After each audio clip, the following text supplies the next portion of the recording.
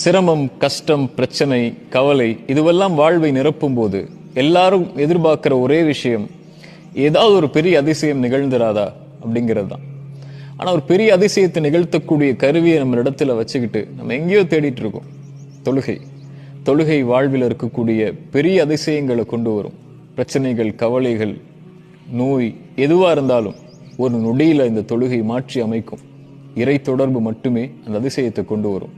ஆனால் கஷ்டம், பிரச்சனை, கவலை, நோய் இந்த நேரத்துல மட்டும் இறை தொடர்பை ஏற்படுத்தி ஒருவன் தொழுதால் அது நடக்காது.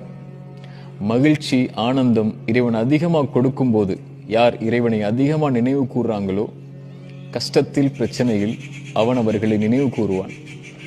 அதிசயம் தொழுகையில் உண்டு. 5 நேர தொழுகையை சரியாக தொழுங்கள், அதிசயத்தை காண்பீர்கள்.